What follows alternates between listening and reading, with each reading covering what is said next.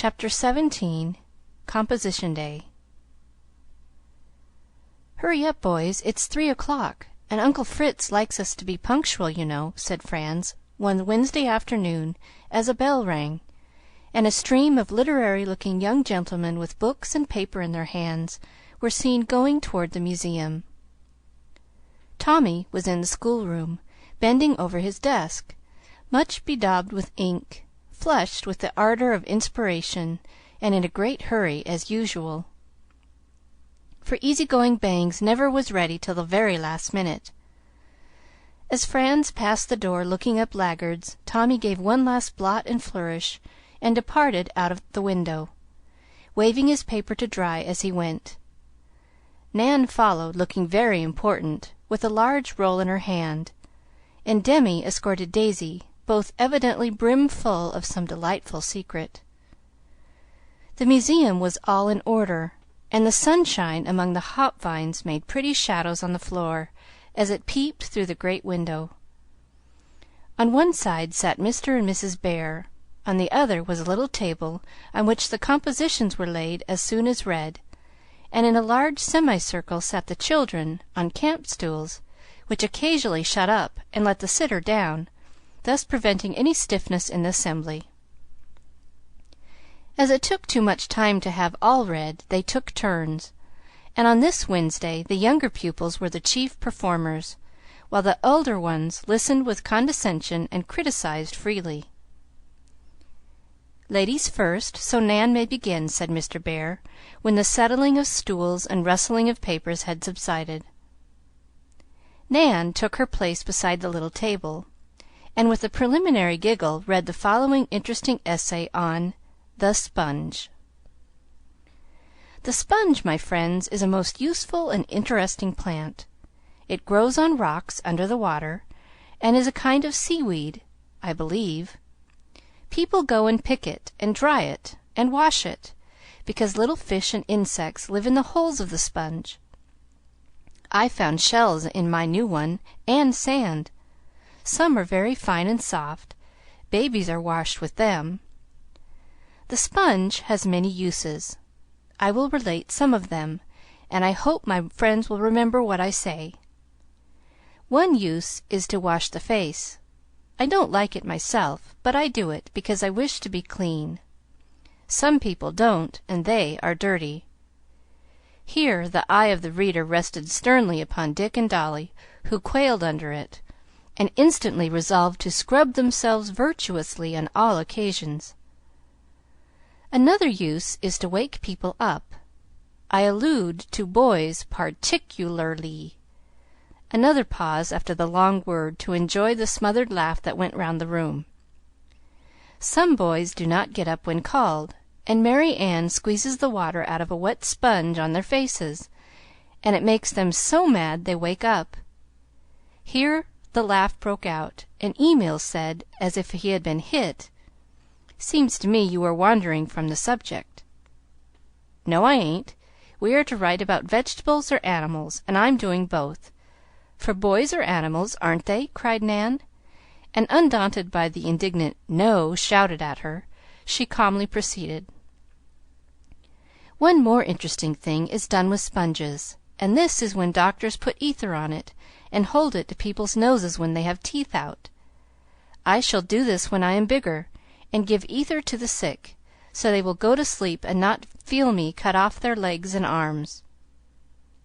"I know somebody who killed cats with it," called out Demi, but was promptly crushed by Dan, who upset his camp-stool and put a hat over his face.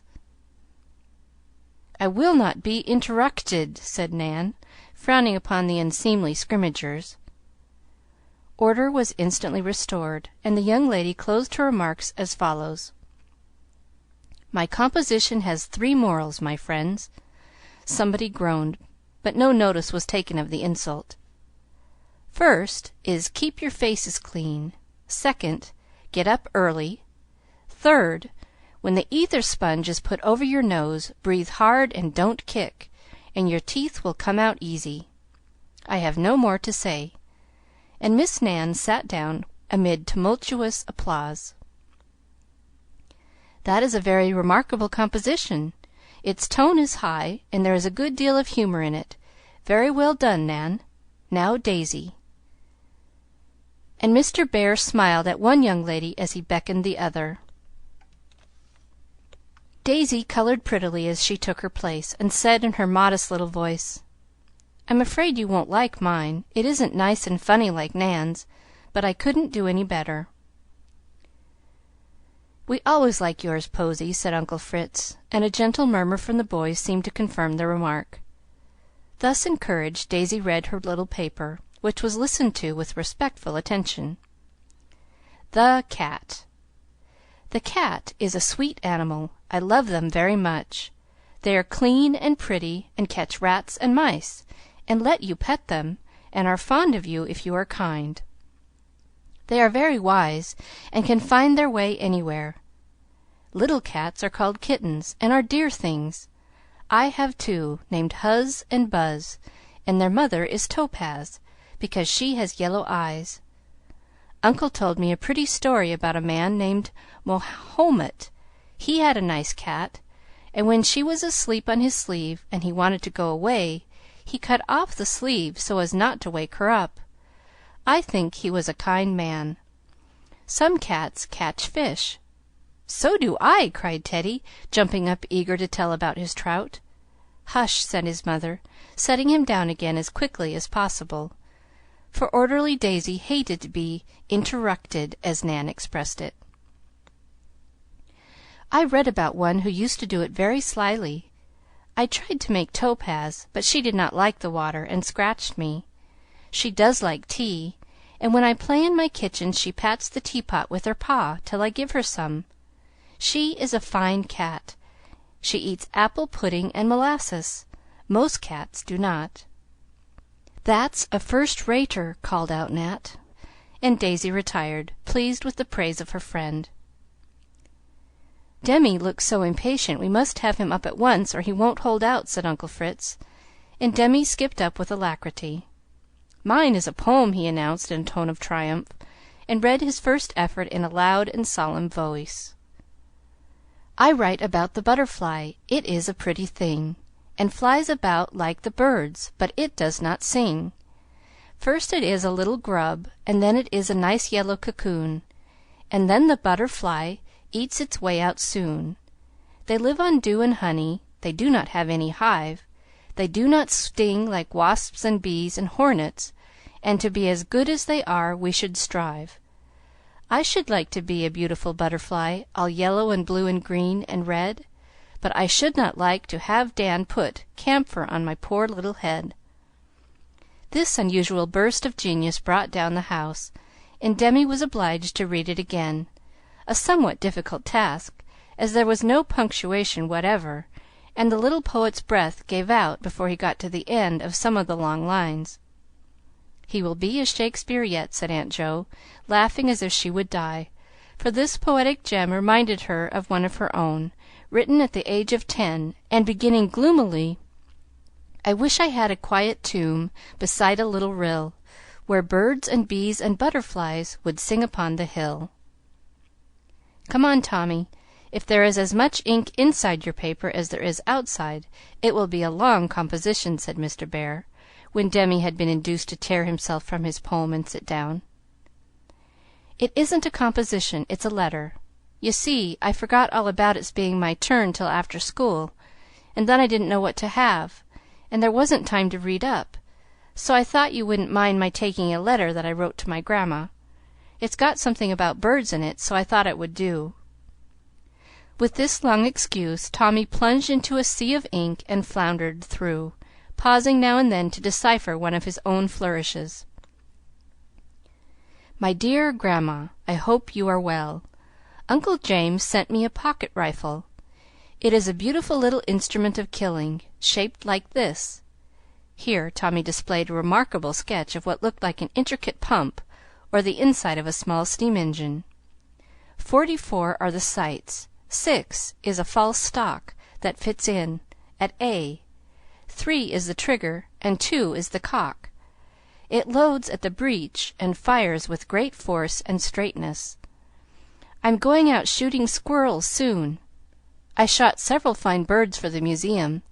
They had speckled breasts, and Dan liked them very much. He stuffed them tip-top, and they sit on the tree quite natural, only one looks a little tipsy. We had a Frenchman working here the other day, and Asia called his name so funnily that I will tell you about it. His name was Germain. First she called him Jerry, but we laughed at her, and she changed it to Jeremiah. But ridicule was the result, so it became Mr. Germany. But ridicule having been again resumed, it became Jerrymon, which it has remained ever since. I do not write often, I am so busy, but I think of you often, and sympathize with you, and sincerely hope you get on as well as can be expected, without me. Your affectionate grandson, Thomas Buckminster Bangs. P.S. ? If you come across any postage stamps, remember me. N.B. Love to all, and a great deal to Aunt Elmira. Does she make any nice plum cakes now? P.S. ? Mrs. Bear sends her respects. P.S. ? And so would Mr. B. if he knew I was in act to write. N.B. Father is going to give me a watch on my birthday. I am glad, as at present I have no means of telling time, and am often late at school. P.S. ? I hope to see you soon. Don't you wish to send for me? T.B.B. As each postscript was received with a fresh laugh from the boys, by the time he came to the sixth and last, Tommy was so exhausted that he was glad to sit down and wipe his ruddy face. "I hope the dear old lady will live through it," said Mr. Bear, under cover of the noise. "We won't take any notice of the broad hint given in that last P.S. The letter will be quite as much as she can bear without a visit from Tommy," answered Mrs. Joe, remembering that the old lady usually took to her bed after a visitation from her irrepressible grandson. "Now me," said Teddy, who had learned a bit of poetry, and was so eager to say it that he had been bobbing up and down during the reading, and could no longer be restrained. "I'm afraid he will forget it if he waits, and I have had a deal of trouble teaching him," said his mother. Teddy trotted to the rostrum, dropped a curtsy, and nodded his head at the same time, as if anxious to suit every one. Then, in his baby voice, and putting the emphasis on the wrong words, he said his verse all in one breath: "Little drops of water, little drains of sand, mate a mite oakum (ocean) and a peasant land. Little words of kindness, pokin' every day, make a home a heaven, and help us on a way." Clapping his hands at the end, he made another double salutation, and then ran to hide his head in his mother's lap, quite overcome by the success of his piece, for the applause was tremendous. Dick and Dolly did not write, but were encouraged to observe the habits of animals and insects, and report what they saw. Dick liked this, and always had a great deal to say, so when his name was called he marched up, and looking at the audience with his bright, confiding eyes, told his little story so earnestly that no one smiled at his crooked body, because the straight soul shone through it beautifully. "I've been watching dragonflies, and I read about them in Dan's book, and I'll try and tell you what I remember. There's lots of them flying round on the pond, all blue with big eyes, and sort of lace wings, very pretty. I caught one and looked at him, and I think he was the handsomest insect I ever saw. They catch littler creatures than they are to eat, and have a queer kind of hook thing that folds up when they ain't hunting. It likes the sunshine, and dances round all day. Let me see, what else was there to tell about? Oh, I know. The eggs are laid in the water, and go down to the bottom, and are hatched in the mud. Little ugly things come out of 'em. I can't say the name, but they are brown, and keep having new skins, and getting bigger and bigger. Only think! It takes them 2 years to be a dragonfly. Now this is the curious part of it, so you listen tight, for I don't believe you know it. When it is ready, it knows somehow, and the ugly grubby thing climbs up out of the water on a flag or a bulrush, and bursts open its back. "Come, I don't believe that," said Tommy, who was not an observant boy, and really thought Dick was making up. "It does burst open its back, don't it?" and Dick appealed to Mr. Bear, who nodded a very decided affirmative, to the little speaker's great satisfaction. Well, out comes the Dragon fly all whole, and he sits in the sun sort of coming alive, you know, and he gets strong, and then he spreads his pretty wings and flies away up in the air, and never is a grub any more. That's all I know, but I shall watch and try to see him do it, for I think it's splendid to turn into a beautiful dragon fly. Don't you?" Dick had told his story well, and when he described the flight of the newborn insect, had waved his hands and looked as if he saw and wanted to follow it. Something in his face suggested to the minds of the elder listeners the thought that some day little Dick would have his wish, and after years of helplessness and pain would climb up into the sun some happy day, and leaving his poor little body behind him, find a new lovely shape in a fairer world than this. Mrs. Joe drew him to her side and said, with a kiss on his thin cheek, "That is a sweet little story, dear, and you remembered it wonderfully well. I shall write and tell your mother all about it." And Dick sat on her knee, contentedly smiling at the praise, and resolving to watch well and catch the dragon fly in the act of leaving its old body for the new, and see how he did it. Dolly had a few remarks to make upon "the duck," and made them in a sing-song tone, for he had learned it by heart, and thought it a great plague to do it at all. "Wild ducks are hard to kill. Men hide and shoot at them, and have tame ducks to quack and make the wild ones come where the men can fire at them. They have wooden ducks made, too, and they sail round, and the wild ones come to see them. They are stupid, I think. Our ducks are very tame. They eat a great deal, and go poking round in the mud and water. They don't take good care of their eggs, but them spoil, and—" "Mine don't!" cried Tommy. "Well, some people's do. Silas said so. Hens take good care of little ducks, only they don't like to have them go in the water and make a great fuss. But the little ones don't care a bit. I like to eat ducks with stuffing in them, and lots of apple sauce." "I have something to say about owls," began Nat, who had carefully prepared a paper upon this subject, with some help from Dan.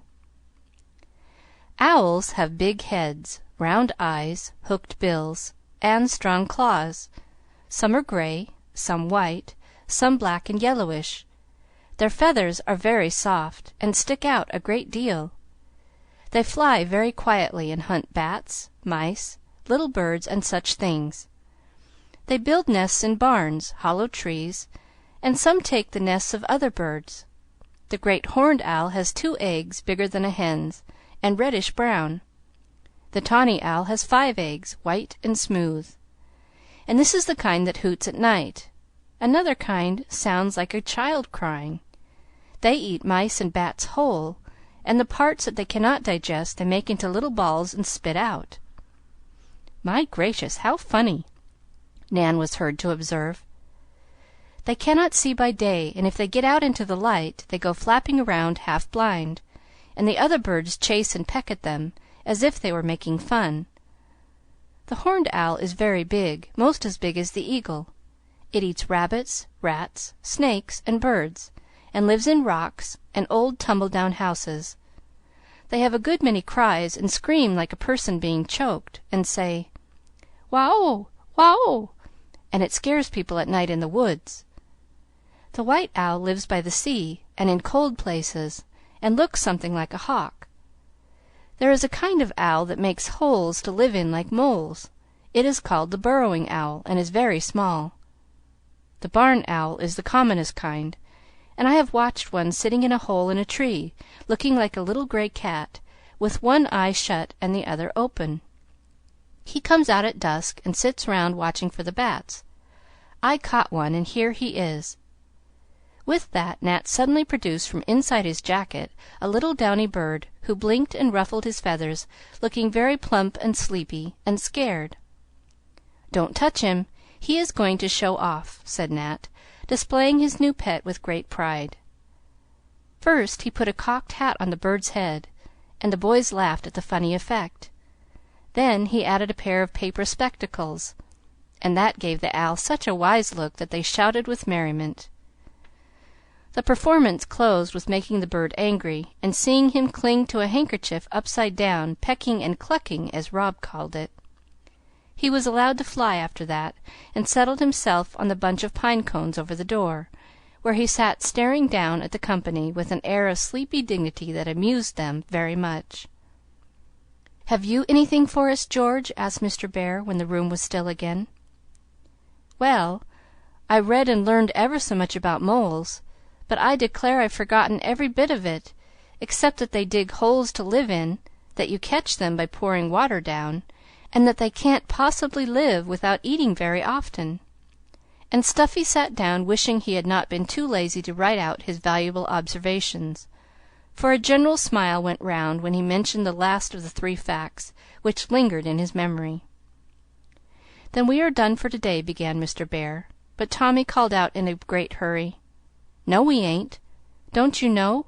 We must give the thing," and he winked violently as he made an eyeglass of his fingers. "Bless my heart, I forgot! Now is your time, Tom." And Mr. Bear dropped into his seat again, while all the boys but Dan looked mightily tickled at something. Nat, Tommy, and Demi left the room, and speedily returned with a little red morocco box set forth in state on Mrs. Joe's best silver salver. Tommy bore it, and, still escorted by Nat and Demi, marched up to unsuspecting Dan, who stared at them as if he thought they were going to make fun of him. Tommy had prepared an elegant and impressive speech for the occasion, but when the minute came it all went out of his head, and he just said, straight from his kindly boyish heart, "Here, old fellow, we all wanted to give you something to kind of pay for what happened a while ago, and to show how much we liked you for being such a trump. Please take it, and have a jolly good time with it." Dan was so surprised he could only get as red as the little box, and mutter, "Thank ye, boys," as he fumbled to open it. But when he saw what was inside, his face lighted up, and he seized the long-desired treasure, saying so enthusiastically that every one was satisfied, though his language was anything but polished, "What a stunner! I say, you fellows are regular bricks to give me this. It's just what I wanted. Give us your paw, Tommy." Many paws were given and heartily shaken, for the boys were charmed with Dan's pleasure, and crowded round him to shake hands and expatiate on the beauties of their gift. In the midst of this pleasant chatter Dan's eye went to Mrs. Joe, who stood outside the group enjoying the scene with all her heart. "No, I had nothing to do with it. The boys got it up all themselves," she said, answering the grateful look that seemed to thank her for that happy moment. Dan smiled and said, in a tone that only she could understand, "It's you all the same," and making his way through the boys, he held out his hand first to her and then to the good Professor, who was beaming benevolently on his flock. He thanked them both with a silent, hearty squeeze he gave the kind hands that had held him up, and led him into the safe refuge of a happy home. Not a word was spoken, but they felt all he would say, and little Teddy expressed his pleasure for them as he leaned from his father's arm to hug the boy and say, in his baby way, "My dood Danny! Everybody loves him now." "Come here, show off your spy-glass, Dan, and let us see some of your magnified pollywogs and Annie-Malcolmisms, as you call 'em," said Jack, who felt so uncomfortable during this scene that he would have slipped away if Emil had not kept him. "So I will. Take a squint at that and see what you think of it," said Dan, glad to show off his precious microscope. He held it over a beetle that happened to be lying on the table, and Jack bent down to take his squint, but looked up with an amazed face, saying, "My eye, what nippers the old thing has got! I see now why it hurts so confoundedly when you grab a door bug and he grabs back again." "He winked at me!" cried Nan, who had poked her head under Jack's elbow and got the second peep. Every one took a look, and then Dan showed them the lovely plumage on a moth's wing, the 4 feathery corners to a hair, the veins on a leaf, hardly visible to the naked eye, but like a thick net through the wonderful little glass, the skin on their own fingers, looking like queer hills and valleys, a cobweb like a bit of coarse sewing silk, and the sting of a bee. "It's like the fairy spectacles in my story book, only more curious," said Demy, enchanted with the wonders he saw. "Dan is a magician now, and he can show you many miracles going on all round you, for he has two things needful, patience and a love of nature. We live in a beautiful and wonderful world, Demy, and the more you know about it, the wiser and the better you will be. This little glass will give you a new set of teachers, and you may learn fine lessons from them if you will," said Mr. Bear, glad to see how interested the boys were in the matter. "Could I see anybody's soul with this microscope if I looked hard?" asked Demy, who was much impressed with the power of the bit of glass. "No, dear, it's not powerful enough for that, and never can be made so. You must wait a long while before your eyes are clear enough to see the most invisible of God's wonders. But looking at the lovely things you can see will help you to understand the lovelier things you cannot see," answered Uncle Fritz, with his hand on the boy's head. "Well, Daisy and I both think that if there are any angels, their wings look like that butterfly's as we see it through the glass, only more soft and gold. Believe it if you like, and keep your own little wings as bright and beautiful, only don't fly away for a long time yet." "No, I won't," and Demy kept his word. "Good bye, my boys. I must go now, but I leave you with our new professor of natural history," and Mrs. Joe went away well pleased with that composition day. Chapter 17